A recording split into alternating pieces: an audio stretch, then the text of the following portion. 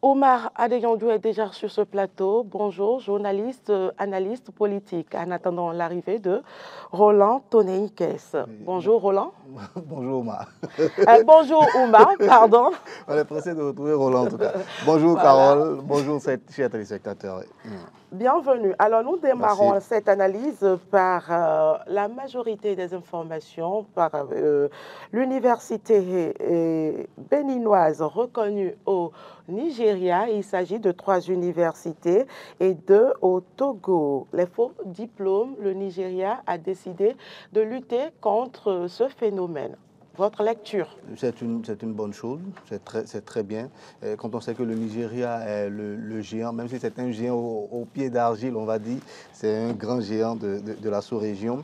Et c'est un pays anglophone et on connaît l'importance de l'anglais aujourd'hui pour tous ceux qui sont étudiants, pour tous ceux qui ont envie de faire des études, on va dire, sur le plan international et tout. Donc l'anglais est plutôt important et beaucoup de personnes aujourd'hui se dirigent vers le Nigeria pour aller compléter leur diplôme, pour aller perfectionner leur anglais. Donc il est bien qu'on puisse faire quand même un petit, comment on va dire, un petit tamisage, si vous voulez, de tout ce qui se fait, parce que les diplômes, c'est quelque chose de très important. Des faux, il y en a beaucoup aussi. Aujourd'hui, c'est vrai que c'est un peu moindre, mais il y en a toujours. Donc il est bien qu'on puisse voir clair dans cette affaire. Et les Nigérians le font très bien. Il faut promouvoir l'excellence. Et la manière de promouvoir l'excellence, c'est de donner de bons diplômes à ceux qui ont donc le mérite donc d'avoir ces diplômes-là. Et je pense que c'est quelque chose de très important pour nos universités également. Vous savez, les échanges universitaires également, c'est quelque chose de très important entre les États. Quand on parle de recherche, un pays comme le Nigeria, je l'ai dit tantôt, qui est anglophone, et on sait les pays anglophones à quel point, ne serait-ce que les Occidentaux qui sont anglophones, à quel point ils sont vraiment à la pointe de la technologie. Et donc, l'anglais qu'il y a donc juste à côté de nous, c'est une chance formidable de pouvoir donc avoir donc nos étudiants, par exemple, aller se perfectionner, aller continuer leurs études au Nigeria, une bonne manière pour eux de s'ouvrir encore mieux au monde grâce à donc à ce qu'ils auront reçu là-bas comme compétences. C'est une très bonne chose. Roland Tonneikes, bonjour et bienvenue. Carole Olaï, bonjour, amis téléspectateurs, bonjour. Des universités béninoises reconnues par le Nigeria. Il y a également des universités au Togo, 2 plus précisément. Et aujourd'hui, le Nigeria décide de lutter efficacement contre l'usage des faux diplômes sur son territoire. Quelle est votre appréciation? Il faut avouer que dans la zone de Akpakpa, il y a plusieurs universités privées qui, malheureusement, ne remplissent pas les conditions. Et dans ces universités, vous voyez beaucoup de nos frères et sœurs nigérians qui viennent s'inscrire là-bas et qui ont soit des licences, des masters qui vont faire valoir ça dans leur pays. Et quand on regarde le cursus dans ces universités, ça ne répond à aucune norme. D'abord, il n'y a pas un personnel scientifique assez adéquat. Il y a aussi les infrastructures qui ne répondent pas du tout aux normes. Vous allez voir que c'est peut-être une parcelle de 500 mètres carrés et on en fait une université et vous allez dans les salles de classe, c'est peut-être comme des toilettes, c'est-à-dire que ça ne peut pas contenir au-delà de 10 personnes, mais parfois, vous les voyez, tellement d'étudiants. Même au niveau de Carrefour, vers le corps, il y avait une université, là, vous allez voir que c'est beaucoup plus nos frères et sœurs nigériens qui étaient nombreux là.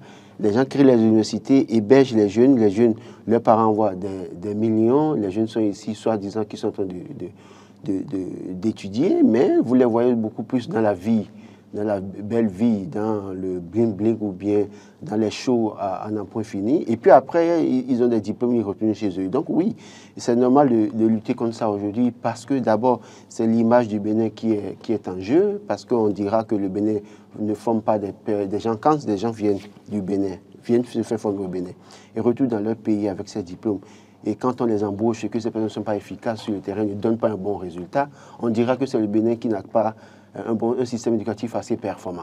Et donc, oui, aujourd'hui, quand le Nigeria décide de le faire, et le gouvernement, déjà depuis 2007, quand ils sont arrivés, ils ont commencé par lutter pour ça, et toute personne qui a une licence ou un master aujourd'hui doit passer un examen national.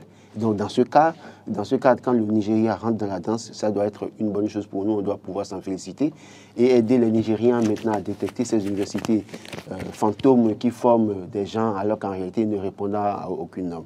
Maintenant, après ça, quand on dit que le Nigeria reconnaît des universités, c'est une bonne nouvelle également.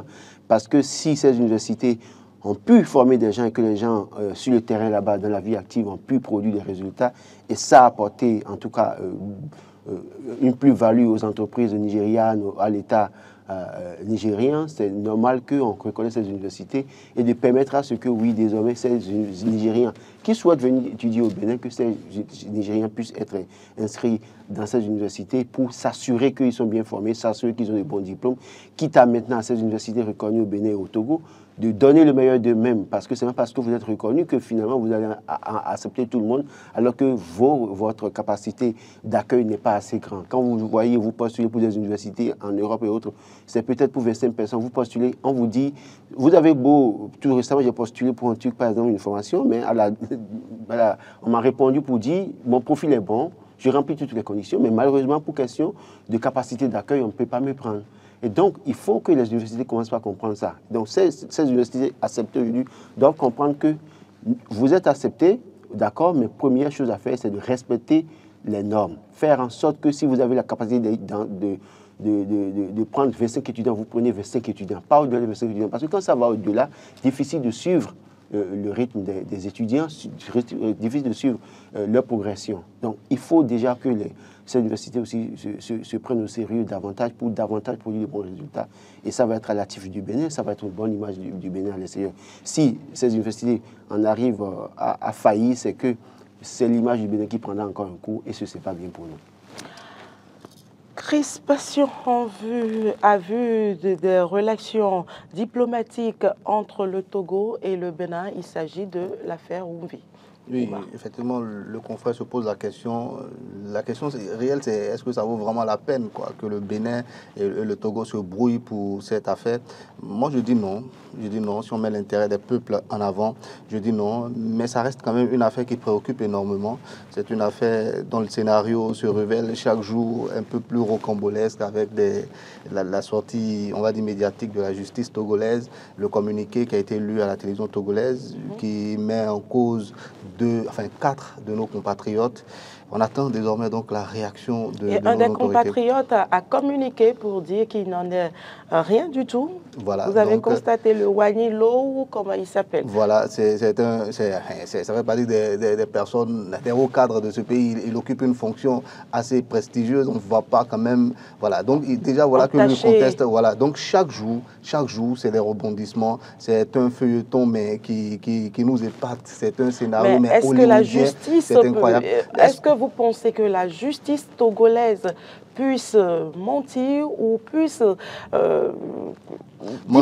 diffamer sur ces personnes-là? Mentir, c'est trop dit. C'est ce qu'ils ont comme information qu'ils vont mettre sur la place publique. Maintenant, est-ce que ces informations sont vraies? Il y a des enquêtes chez eux aussi. Il y a une enquête judiciaire qui est en cours. Ici également, c'est la même chose. Donc, on attend de voir ce que ça va donner. Mais bien malin qui pourra dire aujourd'hui, voilà, je sais tout de cette affaire. Parce que si on refait un peu le recoupement depuis le début, vous allez voir que vraiment, c'est une affaire qui dépasse tout le monde. D'un premier temps, c'est l'homme d'affaires Rodriguez qui est monté au créneau, c'est Steve Amoussou, c'est lui, frère Ouvi, on l'a arrêté, on l'a kidnappé, il s'agit d'un rapt, ainsi de suite, ainsi de suite. Après, les opposants sont entrés dans la scène, ils sont allés dans le même sens que l'homme d'affaires Martin Rodriguez. Oui, c'est vrai, Ouvi, on veut l'arrêter, la manière n'a pas été bonne. L'ordre des avocats dit non, la manière n'a pas été bonne également. Après, c'est Baparapé qui sort, qui dit non, voilà, c'est pas frère Ouvi, il dit qu'il ne se reconnaît pas après Ouvi. Donc, l'affaire, c'est une affaire, voilà, c'est une affaire qu'on doit suivre avec beaucoup de calme et d'attention pour voir l'évolution des choses. La seule chose qu'on peut faire actuellement, c'est juste de relayer, voilà, tel a dit ci, tel a dit ça. Mais pour le moment, il est bien compliqué de se projeter et de dire, voilà, il y a ci, il y a ça. Maintenant, les deals entre États, les deals entre, comme on appelle, personne ne doit être au courant, même si ça existe et que quelqu'un fait une déclaration, l'autre peut faire une autre déclaration, mais dans tous les cas, peut-être qu'ils se voient toujours entre autorités et savoir comment est-ce qu'ils gèrent cette histoire-là. Mais comme quoi les loups ne se mangent pas voilà, entre eux. les loups certainement ne se mangent pas entre eux, mais surtout, les relations qu'il y a entre nos peuples. Qui n'a pas un cousin, un frère double national, enfin, qui a une double nationalité, Togo, Bénin, qui dans sa famille n'en a pas? Voilà. Donc, ça vous dit que les relations entre ces pays-là, on doit les préserver. Parce que même avant l'existence du Togo et le Bénin, ces peuples-là étaient toujours ensemble. Donc, qu'on mette cela en avant, c'est vrai, c'est une affaire qui défraie la chronique, mais qu'on n'en fasse pas une brouille entre deux États. Roland Tonné-Ikes, vous attendiez depuis l'autre semaine la réaction togolaise, et la réaction officielle nous est parvenue à travers le communiqué lu par nos confrères de la télévision nationale. Quelle est votre lecture? Moi, je m'amuse à demander depuis hier que Ouanilo nous dise où est-ce qu'il était dans la nuit du 12 août et les autres aussi répondent. C'est vrai que, oui, on dit, Ouanilo a répondu, des médias ont communiqué hier comme quoi c'est un canular et que pourquoi, j'ai pu lire aussi un éminent journaliste écrit une chronique pour dire pourquoi cette fixation sur Ouanilo, autant de choses. Alors, quand c'est comme ça, posons-nous les vraies questions. Alors, un État ouvre une enquête, cite des noms de compatriotes qui seraient venus sur son territoire chercher un autre compatriote. Et cet État cite nommément ces personnes. La justice de mon pays a reçu la personne qui a été, en tout cas, interpellée sur le territoire étranger. Et jusque-là, on ne dit pas qui est le commanditaire qui a envoyé les personnes chercher Steve Amoussou au Togo. Mais la justice togolaise dit, voilà les personnes qui sont venues chercher Steve Amoussou. Nous avons interpellé 2 personnes chez nous qui sont mises sous mandat de dépôt. La justice béninoise n'a pas interpellé les personnes qui ont été citées. Et là, je me pose des questions. Parce que dès lors, parce que cette affaire devient une affaire entre États, et dès lors que les 4 personnes ont été citées, dans l'ordre normal des choses, la justice peut déjà les interpeller, pas de les déposer, mais déjà les écouter. Je n'ai rien vu depuis que le Togo a parlé. Et je me pose la question. Et c'est pourquoi je dis, j'attends toujours la réaction du porte-parole du gouvernement pour nous dire qui est le plaignant dans le dossier Steve Amoussou. Est-ce que c'est le président de la République qui a été cité souvent dans ses chroniques? Est-ce que c'est Olivier Bokor? Est-ce que c'est Job Benou? Est-ce que qui est le plaignant dans le dossier? Alors, voilà qu'on dit que ce ne sont pas les policiers qui sont allés chercher le monsieur au Togo, mais une fois sur le territoire national, ils ont remis le monsieur à la police. Sur quelle base la police a accepté le colis qu'on lui a donné? Et sur quelle base la justice s'est autosaisie du dossier? Je me pose des questions. Et donc, c'est pour ça que je dis, il y a tellement de non-dits dans ce dossier, nous devons faire très attention. Et je m'amuse à dire, Ouanilo, c'est lui qui gère les systèmes d'information au Bénin. Et vous savez très bien qu'aujourd'hui, la dernière fois, on a dit que 600 comptes Facebook et TikTok ont été désactivés. Donc, ne soyez pas surpris que ceux qui vont relayer l'information n'importe comment aussi que se retrouvent dans une situation où les comptes seront désactivés parce que ça devient gênant. Mais j'insiste sur le fait que c'est l'honneur du Bénin qui est en jeu. Le Togo a sorti un communiqué par le biais du procureur général. On attend de voir ce que dira le garde des Sceaux togolais, ce que dira le ministre de l'Intérieur togolais, ce que dira la haute hiérarchie au Togo. Et puis, après, qu'est-ce que ça va donner, qu'est-ce que ça va entraîner? Toujours est-il que dans le dossier, celui qui a été interpellé, qui, aux premières heures, était appelé Steve Amoussou, alias Frère Ouvi, se dit aujourd'hui ne pas être Frère Ouvi. Les autorités judiciaires ont-elles suffisamment de preuves pour dire que c'est Steve Amoussou, Frère Ouvi? Et s'il s'avérait que Steve Amoussou n'est pas Frère Ouvi, quel sera le sort de celui qu'on a interpellé et dans ces conditions? Parce que si ce n'est pas lui, cela suppose que ceux qui sont allés le chercher doivent pouvoir répondre devant la loi. Donc, c'est autant de choses sur lesquelles nous marchons sur des œufs. Et quand ça va exploser, je ne sais pas si ça va épargner quelqu'un. Même au sommet de l'État au Togo, au sommet de l'État au Bénin, ça va épargner. Et puis, l'un dans l'autre, quand on regarde un peu le début de ce dossier, peut-être que l'autre partie n'a pas peut-être mesuré l'ampleur de la situation, ce que ça devrait générer aujourd'hui. Et on se pose des questions pour savoir, est-ce qu'il fallait vraiment aller l'interpeller de cette manière sans pouvoir avoir une preuve matérielle sous la main? Les preuves matérielles dont disposerait peut-être la justice, c'est les déclarations, les dépositions des autres qui ont été interpellés avant lui et les quelques messages interceptés dans les appareils des autres. Mais pour lui, selon les dernières informations, on n'a pas réussi à avoir un ordinateur de lui, un portable de lui. Et donc, il continuera à dire peut-être qu'il n'est pas frère Rouvi. Et puis, la justice n'aura pas véritablement de preuves pour justifier, n'aura d'autre issue que de se baser sur les dépositions des autres. Mais est-ce que ça va prospérer? Autant de choses. J'estime que finalement, ce dossier, je crois, Ouma l'a dit, bien malin, qui sera l'issue. Nous attendons la suite des épisodes de ce feuilleton, tout simplement. D'ici quelques jours, vous allez voir, il y aura un autre rebondissement. Je n'annonce rien, mais vous allez voir dans quelques jours. Aujourd'hui ou demain, vous allez voir, il y aura un autre rebondissement. Justement. Et chaque semaine, vous allez voir, il y aura des rebondissements. Finalement, ça va être... Et la gestion de ce dossier, frère Rouvi, une bonne gestion donnera une cote pour le pouvoir en place. Une mauvaise gestion sera, en tout cas, leur chute. Et donc, c'est à eux de faire très attention. Chaotique. Merci Roland, nous allons... Le flou autour de cette affaire aussi peut être soutenu par un certain nombre comment on appelle, de choses qu'on n'arrive pas à comprendre. Vous avez déjà voyagé une fois au Togo, on passe tout le temps des week-ends à Lomé, on va, on vient.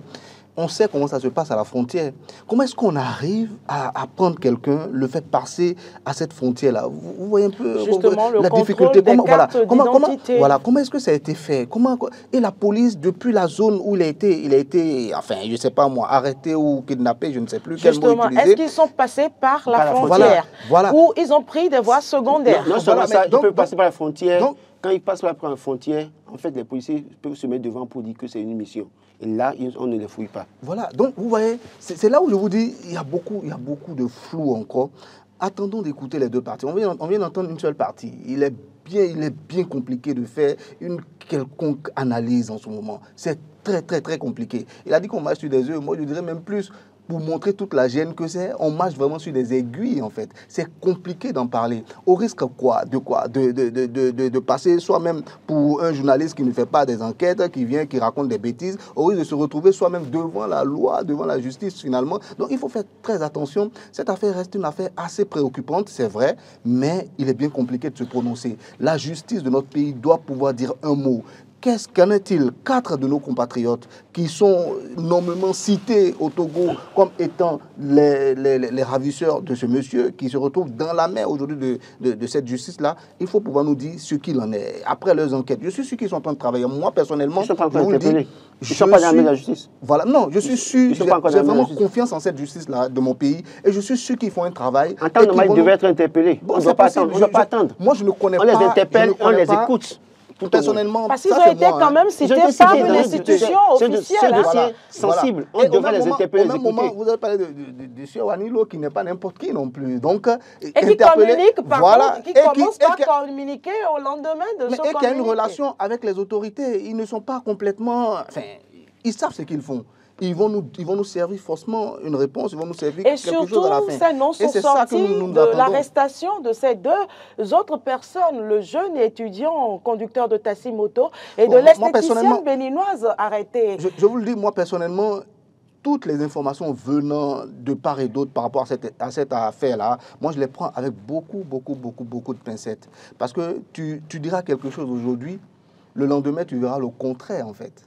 Parce que les rebondissements, il faut s'y attendre. Le monsieur même déjà dans la cellule là-bas, le maître Baparapé dit non, il dit que ce n'est pas lui frère on vit.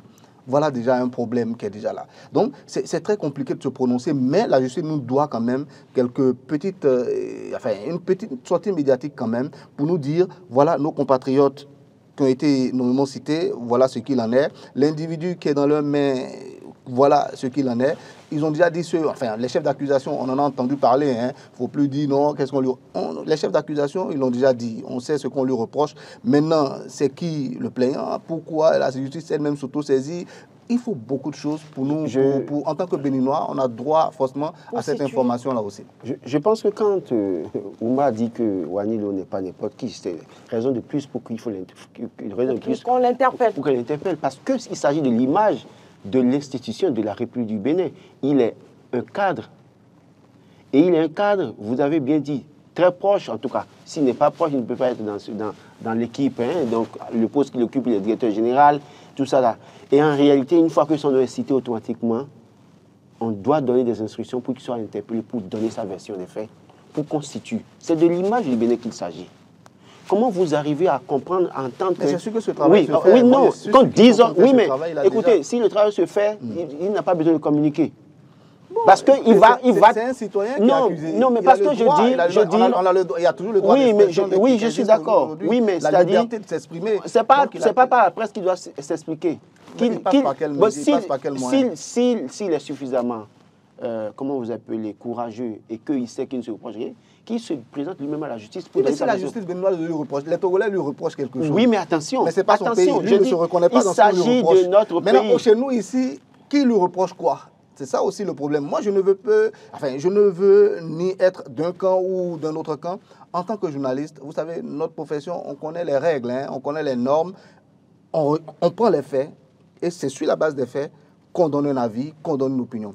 Quels sont les faits? Qui reproche quoi à M. Wanilo? Vous voulez qu'il aille au Togo? Ben si, il en a. Je n'ai pas dit Togo. Maintenant, il va répondre devant qui ici? Qui l'a interpellé ici? Qui lui a demandé? Mais c'est ce que je dis justement, Oumar. Donc, M. Wanilo est un citoyen comme tous les autres. Il a le droit de pouvoir s'exprimer. C'est la liberté d'expression, ça existe. Et c'est sur les médias, si tu veux que... Il n'est pas contre la liberté d'expression. Je ne suis pas, je ne dis pas ça, je dis, il communique. Mais si tant est qu'il faut communiquer pour laver son honneur, qu'il aille devant le juge pour donner sa version. C'est très important. Il faut que le juge l'interpelle. Parce qu'il est à une position. Voilà, et c'est pourquoi je dis que la justice aussi doit faire son travail et interpeller les 4 personnes dont il est question. Les écouter pour dire, et nous situer pour dire, voilà, 4 personnes ont été citées par le Togo, nous les avons interpellées, nous les avons écoutées pour si peu dans ce pays. Les gens les ont fait asseoir pendant 24 heures, 72 heures, à la bœuf ou à la criette. Et donc, j'estime que pour un dossier qui salit l'image de notre pays et dont les gens ont été interpellés, dans lequel les gens ont été interpellés, ont été cités, pardon, la justice doit pouvoir nous aider à les écouter. Et maintenant, la justice doit pouvoir nous sortir un communiqué pour dire, au terme du communiqué de tel pays, voilà, nous avons écouté les intéressés, et voilà, parce que nous avons besoin d'informations. Et le problème ici, dans ce pays, c'est que les faits se déroulent dessous nos yeux. Nous avons peut-être des informations que nous ne pouvons pas avoir le courage de dire sur un plateau de télévision, parce que tu finis de le dire automatiquement. On colle peut-être quelque chose, on te colle quelque chose à la chaîne, ou bien on t'interpelle. Et donc, moi, ce que je sais, je ne le dirai pas sur un plateau. Mais je sais qu'au fond, en réalité, pour l'ordonnement des choses, pour la crédibilité du Bénin, pour l'image du Bénin, pour le respect des Béninois, on doit pouvoir aller au bout de ce dossier et leur dire, maintenant, venez vous expliquer. Et puis, on nous sert la vraie information. Sur ce plan, je pense qu'on se comprend parfaitement. Je suis complètement d'accord avec vous. Alors, on attend donc la réaction des autorités, que ce soit béninoises, politique ou cette fois-ci, mais non. Voilà, pour qu'on puisse vraiment comprendre de quoi il s'agit. C'est un droit à l'information. Nous avons ce droit-là, en tout cas au Bénin. Il faut nous Ce qui est clair, la fin du feuilleton, ce n'est pas pour demain. Je ne pense pas. Alors, nous allons poursuivre. Autre information à analyser sur ce plateau. Le matinal affiche ce matin. Production cotonnière 2023-2024. Le Bénin, deuxième dans l'espace UEMOA. Oui, on garde toujours le bon cap, on va dire, en ce qui concerne la production de coton. Et j'espère que ça va perdurer. C'est une très bonne information. Enfin, moi, personnellement, ça me réjouit de voir que les efforts de nos paysans donnent véritablement des fruits. C'est quelque chose de très important. Maintenant, une fois que ces fruits-là sont donnés, quelles sont vraiment les retombées pour la nation, les retombées déjà pour ces paysans-là également. Donc, il faut vraiment revoir les choses, les difficultés à s'approvisionner en, comme on appelle, en engrais, en tout ça, en intrants, tout ce que vous voulez. Mais il faut vraiment faire très.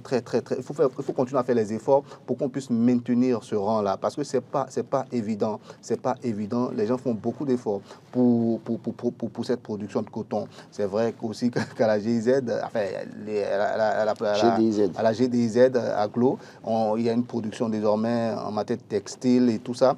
Donc, ça sera un moyen également de mieux rentabiliser donc, le travail donc, de nos paysans. C'est très important. Il faudra que le Bénin, comme d'autres pays, déjà même de la sous-région, avant même de parler des pays les plus industrialisés, comme d'autres pays de la sous-région, dans d'autres productions agricoles, arrivent à faire donc, de leurs paysans des personnes qui vivent très bien. Voilà, donc il faut qu'on y arrive également, qu'on fasse beaucoup d'efforts, que l'État continue de s'investir dans ce domaine-là pour que la production cotonnière soit non seulement comme on appelle, assez conséquente, je veux dire, en quantité, mais également pour qu'elle soit de très bonne qualité aussi, parce que la qualité du coton qu'on produit également, c'est ça aussi qui va faire notre renommée. Alors, Roland Tonéikès, le Bénin, deuxième dans l'espace UEMOA, dans la production du coton, ça c'est un fait, mais est-ce que ce résultat impacte la vie des agriculteurs béninois aujourd'hui? Bon, il faut d'abord dire que le Bénin a perdu la première place parce que nous avons été premiers pendant plusieurs années. Et donc, le Mali qui nous dame le pignon, qui redevient premier en termes de production cotonnière dans l'espace. Oui, première chose, il faut dire que le résultat en tout cas ce qui a conduit à cette baisse des chiffres cette année, c'est d'abord il y a la pluviométrie, mais il y a aussi les paysans qui à un moment donné n'ont pas voulu produire comme avant, parce que estimant que n'étant pas les premiers vrais bénéficiaires de la production cotonnière, n'oubliez pas que dans la production cotonnière, il y a un monopole depuis des années au Bénin, et c'est le monopole qui continue de régner. Et malheureusement, ceux qui produisent le coton ne sont pas les grands bénéficiaires de la richesse que produit, en tout cas que nous engrangeons à travers cette production. Et donc, oui, il faut maintenant davantage, je le disais hier déjà sur le sujet, que le gouvernement doit travailler à davantage intéresser et motiver les paysans. Parce que j'ai lu ici sur ce plateau le message d'un paysan, par exemple, qui disait jusqu'à nouvel ordre qu'il ne fera plus de soja. Et pourtant, l'année passée, il a fait une grande quantité, il a emblavé pour plusieurs superficies. Je ne parlerai pas de celui-là qui est à Banikwara, qui avait, au moment où on a fixé le prix du soja à 225 ou 227 francs, il avait 700 sacs de soja et il avait trouvé le marché pour vendre ça à 450, 500. Mais quand on a fixé le prix à 227, 25, 270, il n'était pas d'accord, ça l'a énervé. Et donc, lui aussi a dit, je ne fais plus de soja jusqu'à nouvel ordre. Donc, et il y a ceux-là qui faisaient le coton et qui également aussi ont délaissé le coton pour aller faire d'autres produits. Celui qui, par exemple, à Glasgow, qui m'a dit je ne fais plus le soja, m'a dit je vais faire comment vous appelez, de l'igname et faire de la pisciculture. Donc l'argent qu'il devait investir dans le soja ou le coton, il allait investir ça dans autre activité.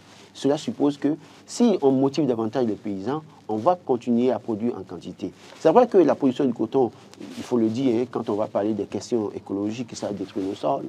Ça, comment vous appelez, ça pollue les nappes phréatiques parce que les engrais utilisés, engrais chimiques et autres, là, c'est pas bon pour nous.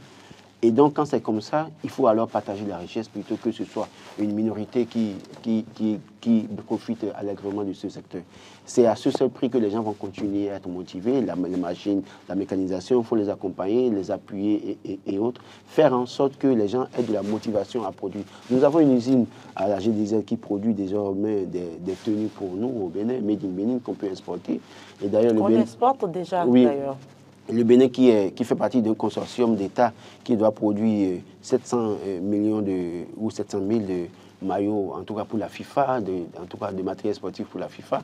Et donc le Bénin doit aussi participer à cette production. Quand c'est comme ça, il faut qu'on ait de la matière première en quantité. Et donc pour avoir la matière première en quantité, il faut que ceux qui sont au fond, ceux qui sont sur le terrain, qui se battent tous les matins, avec la roue parfois, sans une machine agricole, il faut les motiver. Il faut qu'il y ait une prospérité, comme le dirait l'autre, une véritable prospérité partagée, que ce ne soit pas une prospérité qui profite à un camp. Ce n'est pas bien.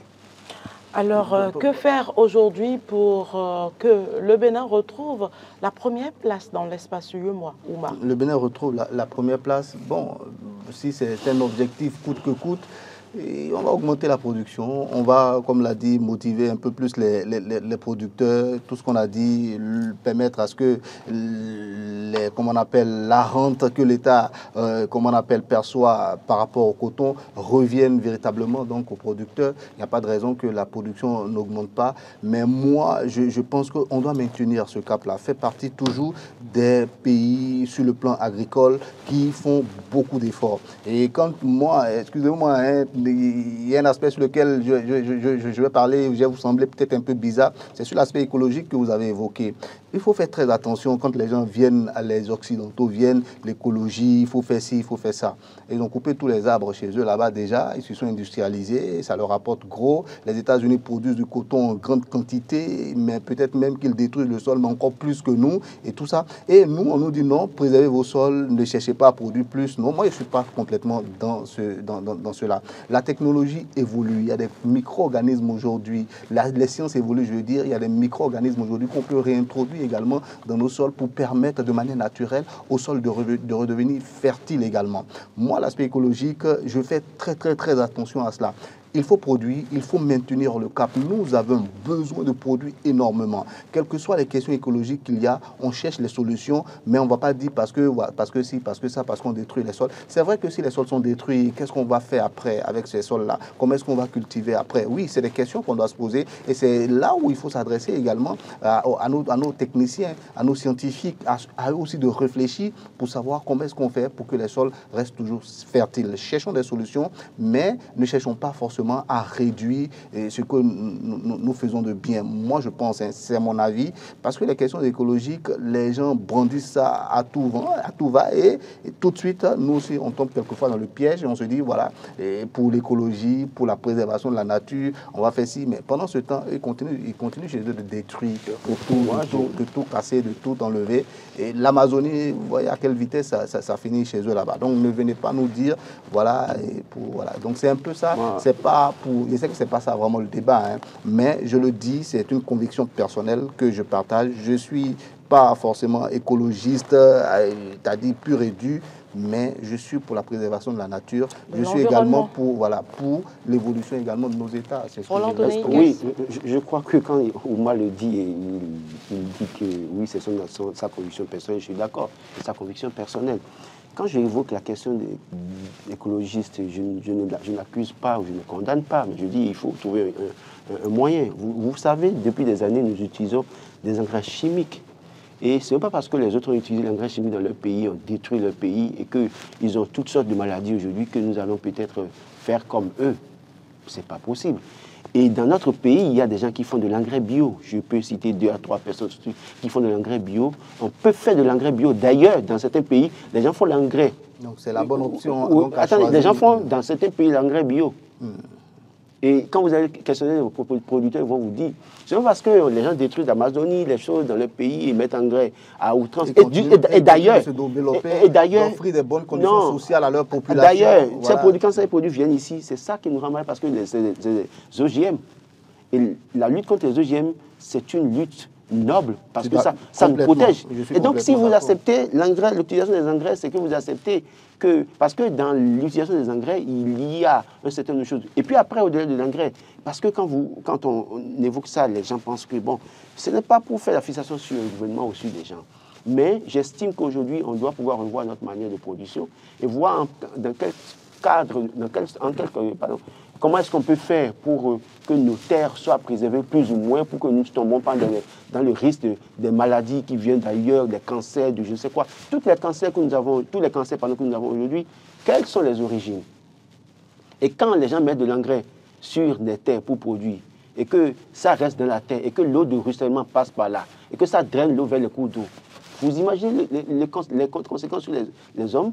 Donc c'est pour ça, je le dis pas pour faire de la fixation sur quelqu'un, mais pour que nous puissions voir dans quelle mesure on peut trouver une autre formule, une méthode aléatoire, de sorte que peut-être que les engrais bio, on les utilise.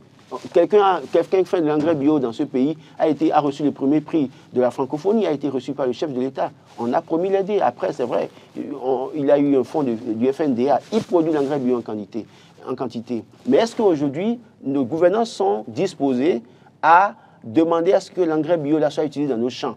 Parce que l'engrais chimique dont on parle, quand on amène ça au Bénin, qui amène ça? Ça profite à qui?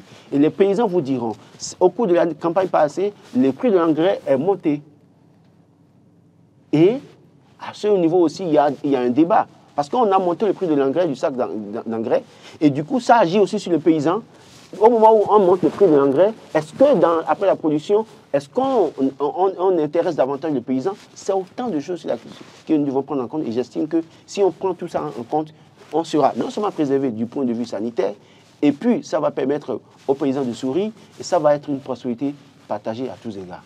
Tout ce que je dis, c'est qu'il ne faut pas qu'on prenne les questions écologiques pour mieux dominer nos États. C'est tout ce que moi je dis, qu'il y ait des maladies causées par comment on appelle, c'est quelque chose de très réel, et moi je suis contre ça. Je vous ai dit, moi j'ai fait une maîtrise de biochimie et biologie moléculaire, je sais de quoi je parle. Maintenant, quand on parle de production agricole, moi je ne veux pas que ça baisse. On est passé déjà de première à deuxième, c'est déjà une régression. Moi, je ne veux pas que ça baisse du tout. Il ne faut pas lâcher le morceau. Il faut toujours continuer à chercher les voies et moyens pour mieux produire encore. Produire tout en préservant le sol, c'est tout. Alors comme moi, je l'ai dit que l'utilisation des engrais, il faut diminuer pour baisser la production. Non, je n'ai pas dit que vous avez dit ça. Oui, parce que j'ai dit clairement qu'il faut motiver. J'ai réexprimé mon intention compte tenu du fait que vous avez présenté les choses de sorte à montrer, enfin, qu'il y a des maladies, il y a tout ça qui va. Je suis conscient de cela, c'est ce que je veux vous dire, c'est tout. Merci Oumar. Obtention des pièces requises pour le test de recrutement des AME. Des étudiants candidats face à des obstacles administratifs. Roland Tonikes. Oui, pour déposer le dossier, il faut aller prendre des pièces. Et donc parfois, ça prend 2 jours, ça prend 3 jours. Et d'abord, aujourd'hui, pour prendre la sélection de résidence, je crois qu'il faut passer par 2, 3 structures, le CQ, il faut aller à l'ANIP, il faut faire beaucoup de choses. Et puis après aussi, il faut présenter, je crois, le casier judiciaire, c'est une chose. Le casier judiciaire, il faut demander ça en ligne, c'est 112 heures. Il faut aussi, quand vous appelez, le casier judiciaire, il faut ça fait 112 heures. Il faut, si vous n'avez pas peut-être le CIP, mais je crois qu'ils ont dit à le CIP, les étudiants, en temps normal, tous les étudiants devraient avoir le CIP. Oui, ça va être au niveau de l'administration, il va falloir donner des instructions aux élus, en tout cas aux maires et autres là, pour aider les étudiants quand on vient. En réalité, quand il y a des trucs comme ça, on devait créer des guichets. On devrait créer des guichets spéciaux au niveau des communes ou autres là. Et ça, c'est guichet temps. Et quand les gens viennent là, demandent telle pièce, on accélère. Si c'est 112 heures, ça doit prendre pour eux, on devrait prendre 24 heures pour les aider parce qu'ils ont envie de servir la nation. Alors, Omar, aujourd'hui, quelle est la solution pour aider ces candidats? La solution, c'est déjà de rendre plus facile l'accès à tous les documents qu'on peut retirer sur le plan administratif. Mais est-ce qu'il faille également attendre, postuler d'abord pour un concours ou pour un test avant de vouloir être à jour par rapport à ces pièces? Casier judiciaire, c'est 3 mois. Si vous prenez ça, vous allez payer l'argent et ça va expirer. Vous allez faire quoi avec?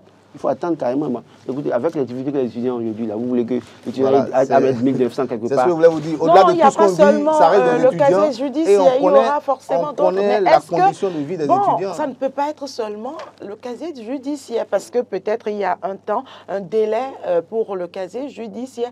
Mais il y a forcément des personnes qui n'ont même pas le CIP aujourd'hui, qui n'ont même pas des cartes d'identité, qui n'ont pas de passeport pour pouvoir justifier vraiment leur identité. Est-ce qu'il faille forcément attendre, postuler pour un poste ou bien pour un test ou bien pour un concours, un examen avant?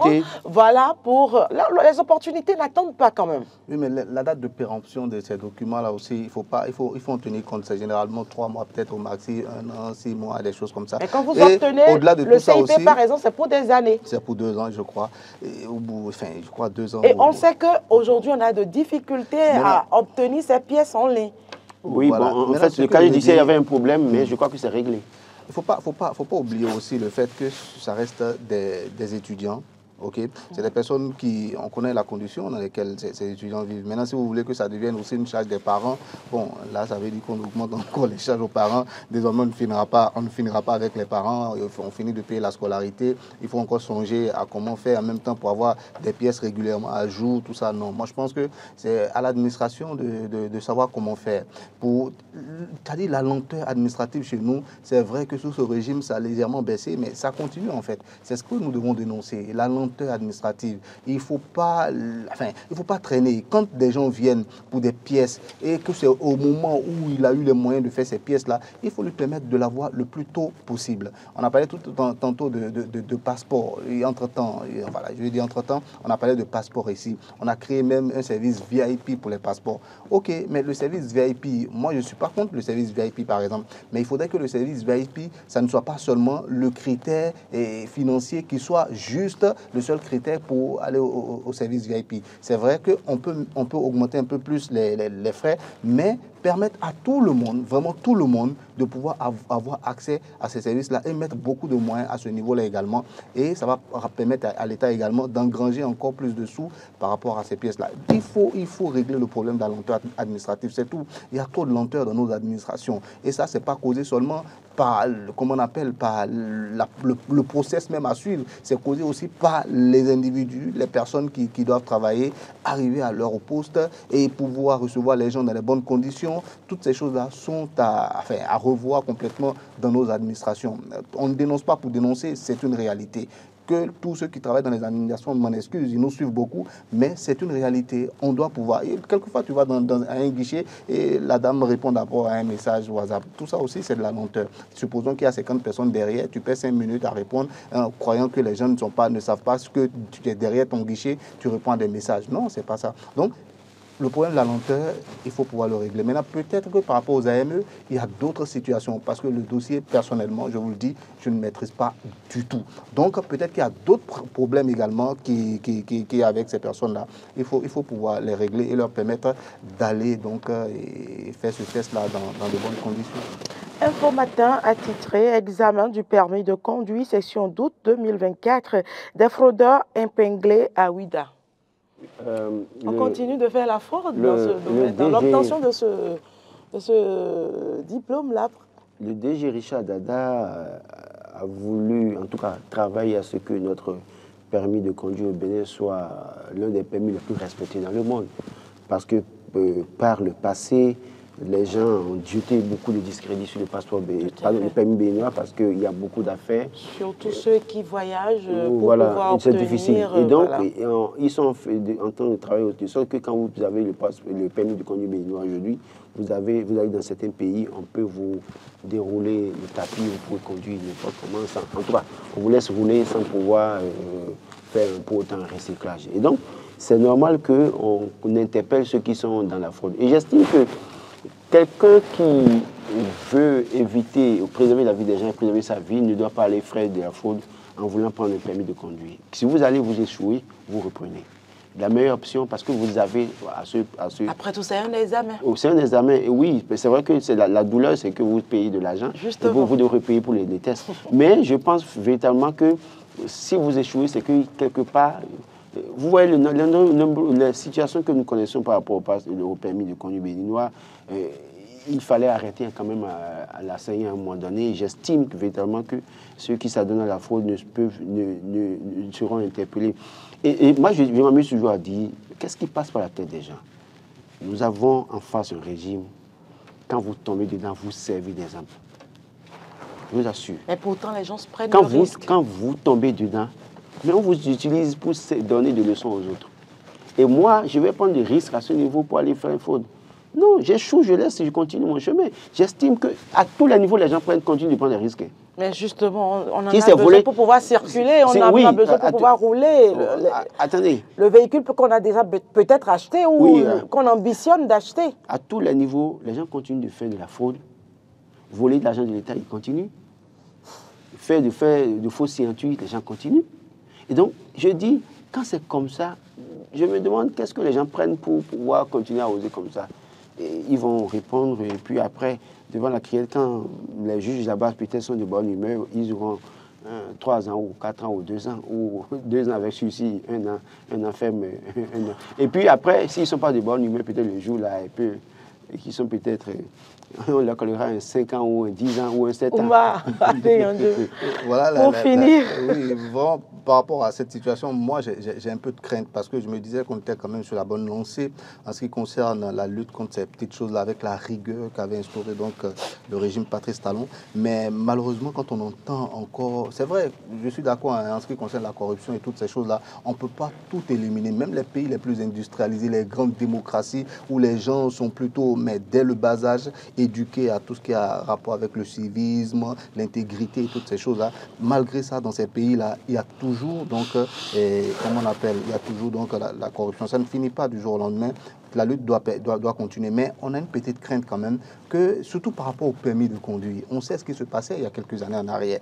Et on sait comment les gens obtenaient le permis. C'était même devenu, mais c'était instauré de manière officielle. Quand tu passer ton permis, on te disait, écoute, ça c'est pour ce qu'on va faire pour toi, tout ça, les frais de dossier, c'est ça. Maintenant, quand on va là-bas, là, le jour là même, il faut, voilà. Donc, c'est des choses qui existaient. Maintenant, si ça revient, il va falloir, c'est-à-dire ramener la rigueur encore dans le jeu, si vous voulez, je ne sais pas quelle expression utiliser, mais il va falloir donc sévir à nouveau et montrer que ce n'est pas n'importe quoi un permis de conduire. Parce qu'à un moment, c'était devenu vraiment n'importe quoi. Il y a des gens même quelquefois, mais ils pouvaient rester même dans leur maison et avoir le permis. Voilà. Donc, ce n'est pas n'importe quoi un permis. C'est pareil pour les véhicules, les visites techniques.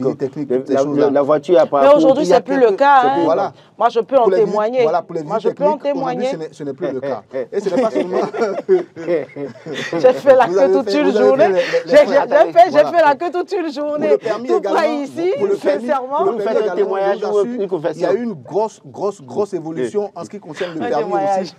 En ce qui concerne le permis, il y a une très grosse évolution. Mais malheureusement, quand cette évolution que nous avons vient être entachée par ces choses-là, on a peur, on se dit, est-ce qu'on ne va pas revenir à ce qu'on vivait il y a quelques années? Et là, moi, j'interpelle vraiment nos autorités. Il va falloir remonter au créneau en ce qui concerne donc toutes ces institutions. Vous composez en ligne aujourd'hui et vous composez oui, les réformes. Vous avez vos résultats en même temps. En même temps. Vous savez, et c'est après vous avez fait la pratique. Voilà. Donc, moi j'ai eu la chance, j'ai écouté, je l'ai rencontré au début d'une séance de travail avec certains professionnels de médias. Il a été clair, hein, la rigueur est de mise aujourd'hui. Vous tombez dedans, vous payez cash, il n'y a pas de problème. Parce qu'il dit.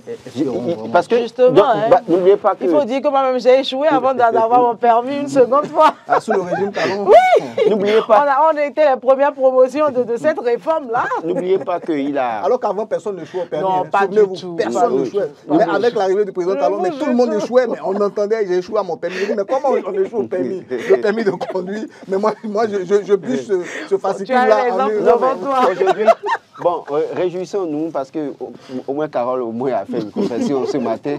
C'est pas que témoignage, c'est une confession. D'abord, question de permis de conduire, elle a échoué d'abord. Et puis, question de visite technique, elle allait faire la queue. Peut-être que par le passé, elle n'avait jamais fait la queue. Tu vois. C'est une confession. Il y a beaucoup de choses. Non, j'avoue. Non, le chauffeur emmenait le véhicule. Le chauffeur emmenait le véhicule. C'est pas ça. Je n'enfreignais pas les règles et les normes. Non, mais même si vous le faisiez. Juste que le chauffeur envoyait, je restais au boulot, le chauffeur envoyait. Mais depuis que j'ai plus de chauffeur, justement. Même si vous le faisiez, j'ai fait la queue pendant toute une journée, j'ai subi comme tout le monde. Carole, même si vous le faisiez, ce n'est pas un crime, parce que tout le monde le faisait.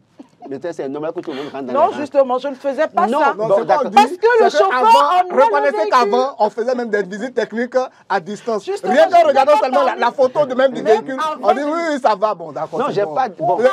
On vous pose même des questions, comment on appelle, au téléphone. Vous l'avez acheté en quelle année? Non, il n'y a pas de problème, d'accord. Bon, d'accord, que ce soit clair. Je ne faisais pas partie de ce lot de personnes. C'est ce que j'explique, parce qu'il y avait quelqu'un qui s'en chargeait. On passe à autre chose. Au moins, maintenant, vous êtes une motivation pour ces personnes qui... Mais justement, j'ai échoué au permis de conduire avant que... La célèbre journaliste Carole Laye avait échoué au permis de conduire. Donc si vous échouez, ce n'est pas encore un crime. Voilà, ça peut arriver à tout le monde. Même à Carole, c'est arrivé. Merci Oumar, merci Roland pour ces points de vue partagés avec nos amis téléspectateurs.